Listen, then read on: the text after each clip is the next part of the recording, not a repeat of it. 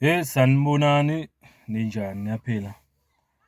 Siyathola ukuthi iMadlanga Commission isimbizile uBrown Mokgotsi. Isimbizile uBrown Mokgotsi, isimsamonile kafishane, isibini samonto ukuthi avele phambi kwayo. Yeah, ama-breaking news lawo. Kodwa-ke ividiyo engiyenzayo ngokuqondene noBrown Mokgotsi iyalandela. Ngicela niyilalele, ngiyabonga. Hey webafethu sanibonani. Ninjani bo? Niyaphila? Hey, sibonga maniphila. Mfoka Mkhonzo nibingelela. It's been a while guys. Eish. It's been a while umuntu angaveli la. Kodwa kasibonga maniphila. Sibonga maniphila siyanamukela futhi ke kule channel. Namhlanje ngokukhethekile sicela ukwamukela ama new subscribers nama new followers. Siyanamukela futhi siyabonga kakhulu ngesupport enisinika yona la ekhaya as always. Ngiyabonga kakhulu. If you haven't subscribed, ngiyacela usubscribe, uphinde ufollowe njengoba le channel ivela ku YouTube na ku TikTok. Ngiyabonga kakhulu guys. Ngeke ngenze ivideo la emalangeni laba ngikhuluma khona ngokuthi uSG we-ANC ubaba Fikile Mbalula knows Brown Mokgotsi. Namhlanje I do maintain my statement ukuthi uMbalula uyamazi uBrown Mokgotsi. Umazi kahle nje futhi ngiye ngasho ukuthi uBrown Mokgotsi uyimember ye-ANC. Noma uMbalula angamphika kanjani kodwa uBrown Mokgotsi uyimember ye-ANC. Usekuprovile ke uMokgotsi simbonile lapha ku-interview ne-SABC la agcizelele khona ukuthi i-membership yakhe ise-on. Ayikalapse ngokusho kwakhe, izoze ilapse end of October ngokwazi kwakhe. Futhi uthi ibranch yakhe kwi-ANC eMafikeng iyona ezodecide nge-membership yakhe not uMbalula. So ke umbuzo khona ke manje ukuthi yimuphi ongambhelieva kuMbalula noBrown Mokgotsi. Yimuphi okhuluma iqiniso ngomunye between the two. Sekukithi indlela esihlaziya ngayo isimo but ngokwale information engiyitholile kuBrown Mokgotsi kuzwakala sengathi uBrown Mokgotsi kunezinto ezibambekayo anazo ezibonisa ukuthi ngempela uMbalula akakhulumanga iqiniso nge-membership kaMokgotsi. So in this case ngisho ngithi still ngisabelieve uMokgotsi bese ngidiscredita konke lokho noma information ekhishwe uMokgotsi discredita konke okushiwo uMbalula. Yiloko mina engakusho angazwe nathi ubelieve abantu.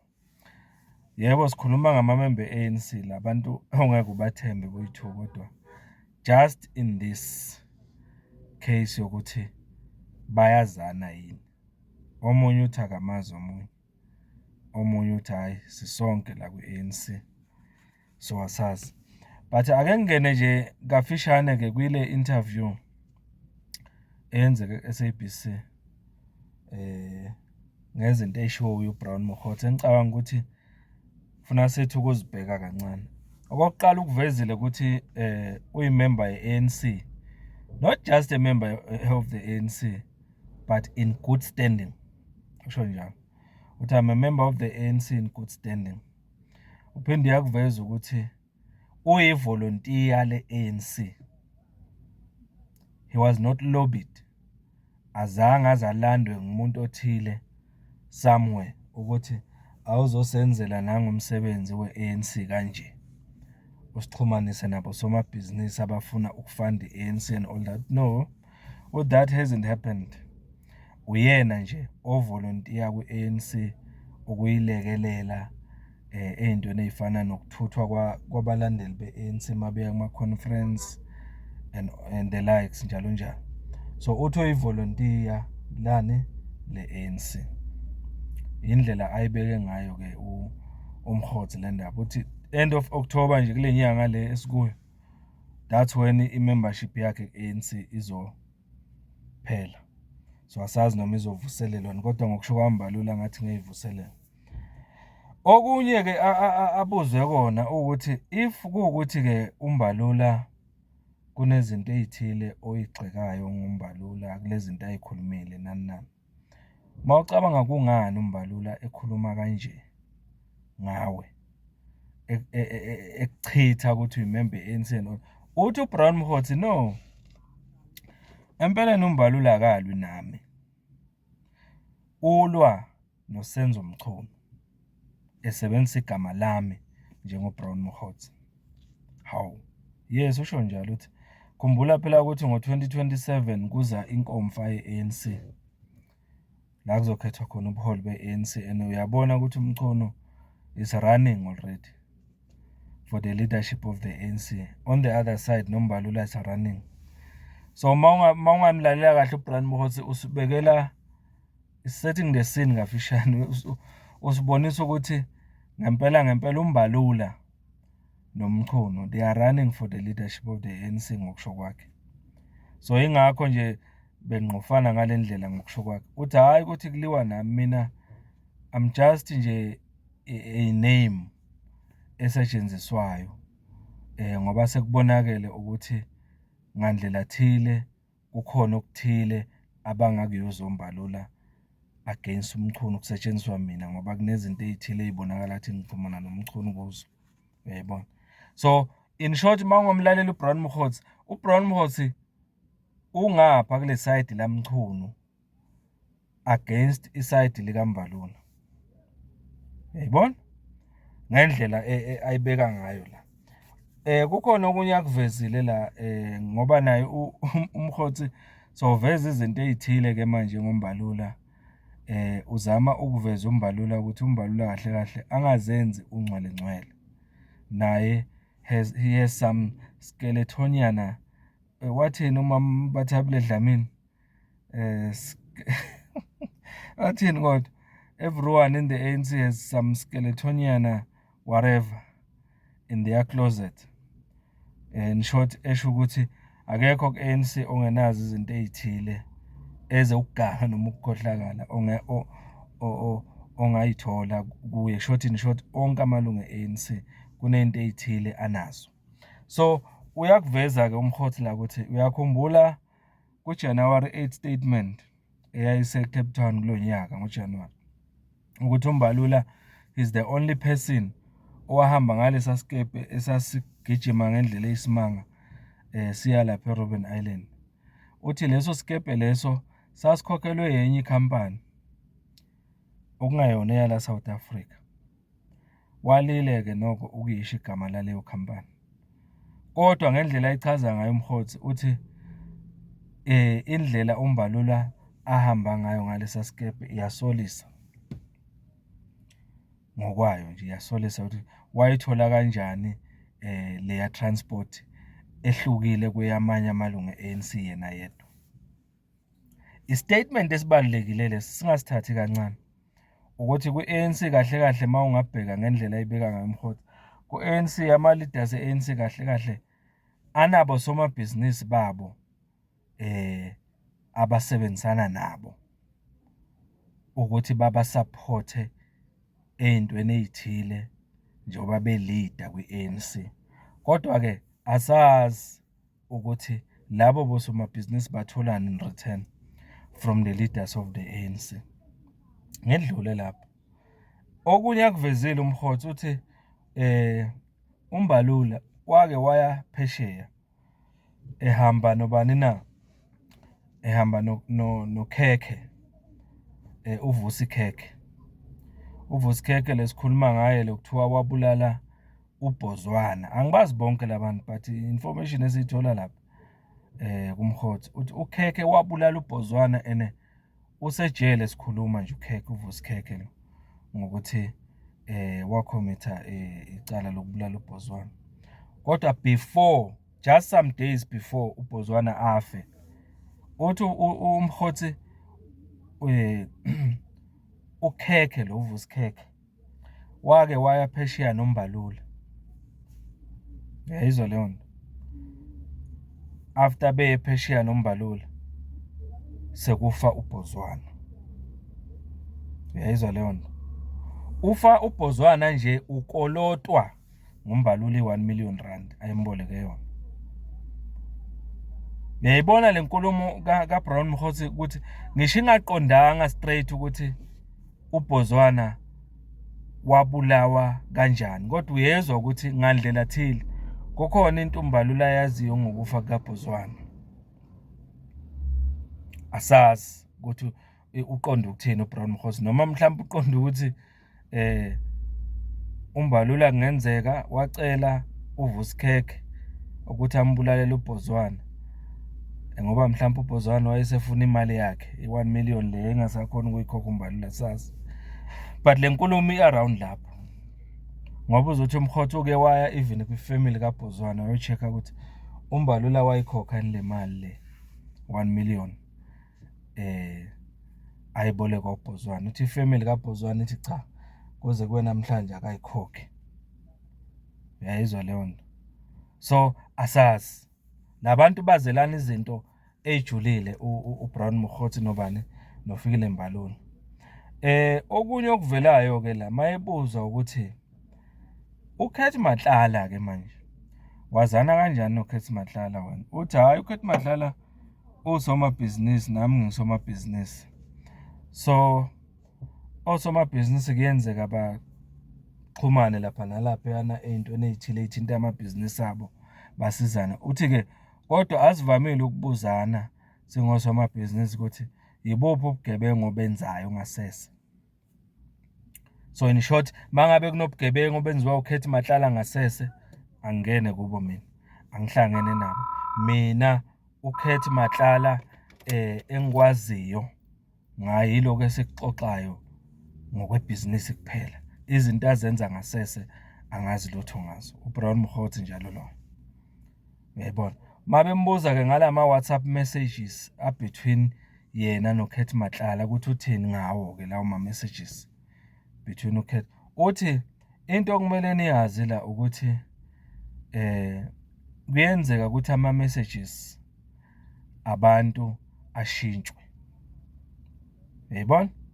In short ake nqaba ukuthi uya interacta noKhethi Matlala ngama message, kodwa uthi nikwazi kodwa ukuthi ama messages abantu angashintshwa kusetshenziswa o-AI nezinye izinto. Kugcina sekungeseyona lento obuyibhalile ibhalile umuntu. In short useqalile uBrown Mkhothi kafishane discredita le forensic evidence evela kwi-intelligence. Lezinto beyikhulunywa ubaba uMkhwanazi nobaba Khumalo noMasemula. Useqalile already uthi leza zinto leziyana ezikhulunywa kulawa WhatsApp messages ezinye zazo zazingabhalwanga nguye. Yebo uyavuma ukuthi kokunye lapho uyo interacta noKhethi Matlala, kodwa in short kulezi zinto lezi ezimbeka engcupheni yokuthi angaboshwa, hayi uyabona useyazichitha. Uthi lezo zinto ngenzeka ziplantiwe zifakwe abantu abathile kusetshenziswa mhlawumbe o-AI nezinye izinto. Useqalile uyazidefend uMkhothi before ayofika ku-commission. Uyayizwa leyo nto.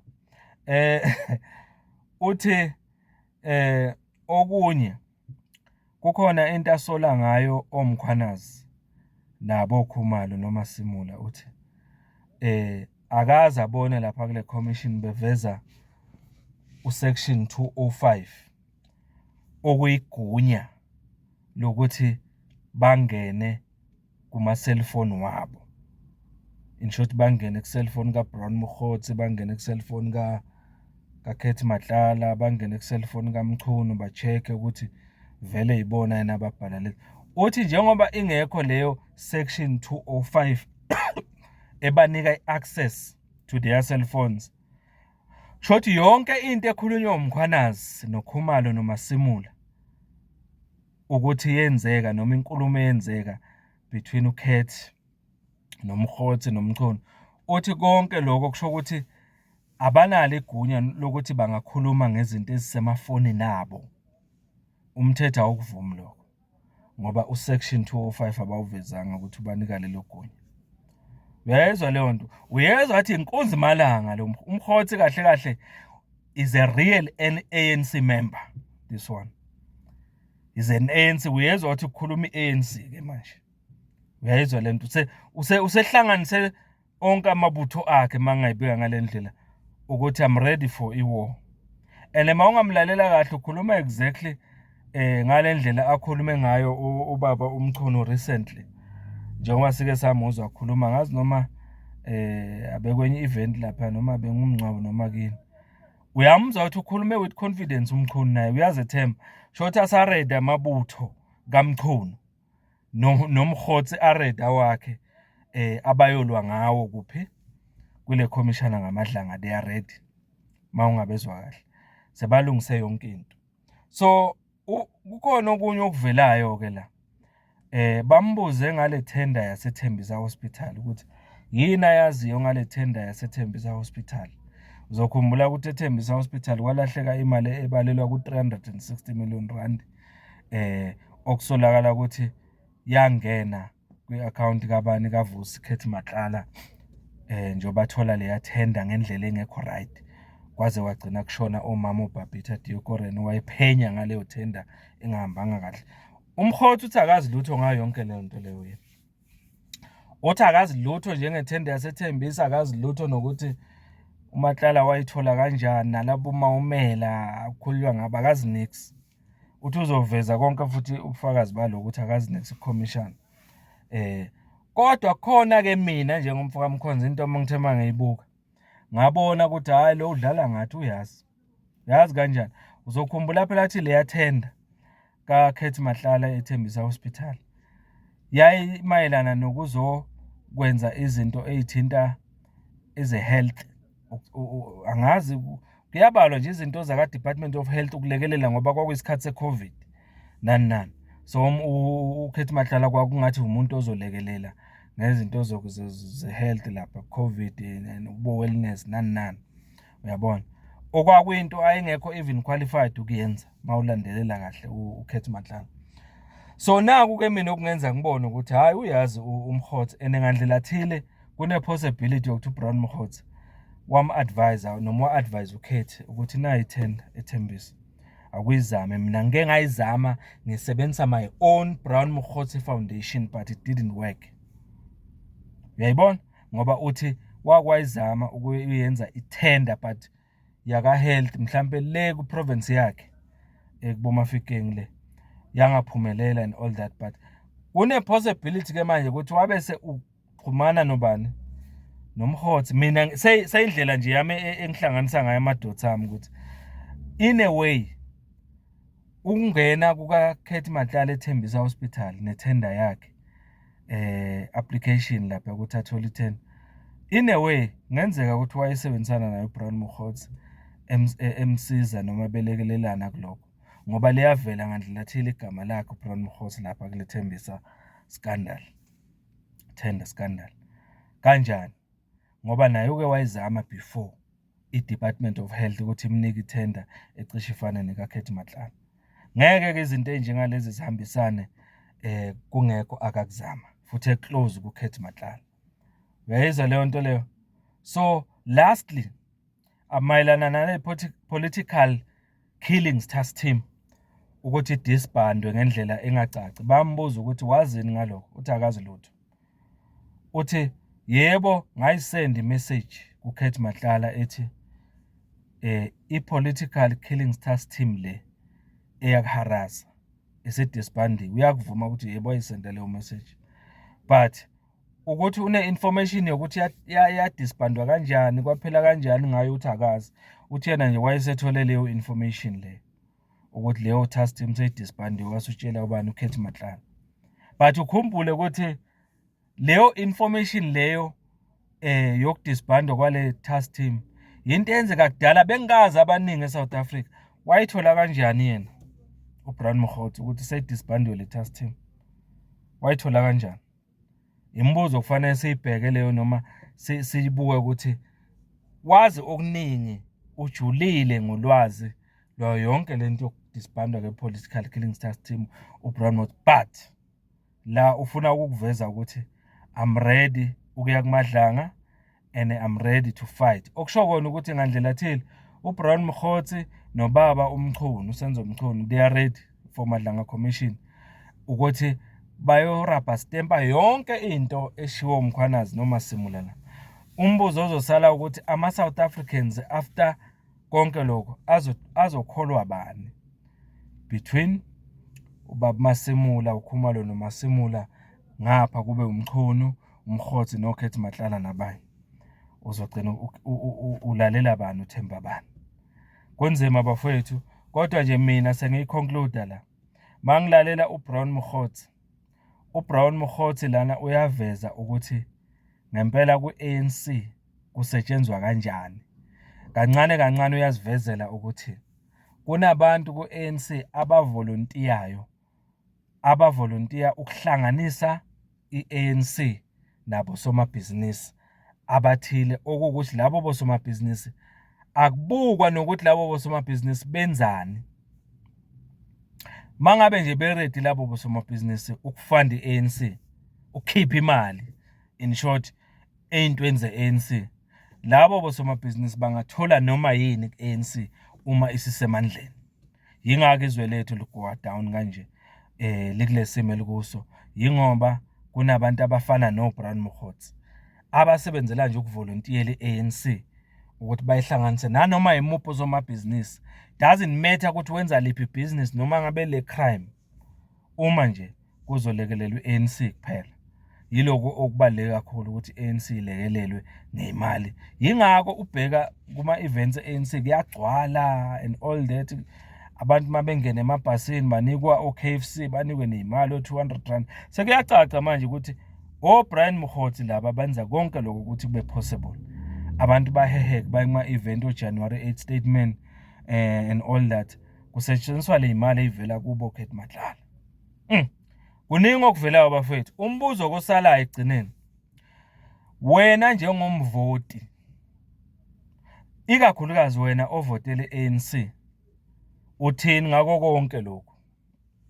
Ingabe usasho namanje ukuthi iqembu lakho le-ANC yilona ongalethemba ukuthi lingaletha impilo engcono kumuntu ohluphekayo eSouth Africa? Umbuzo enginishiya nawo lo. Mfowethu Mkhonzolo, ngiyabonga kakhulu bafethu. Ngicela ni-share and subscribe and comment. Siqhubeke sikhulise le channel ye phambili. Ngiyabonga kakhulu, asihlangane kuvidiyo elandelayo. Thank you so much.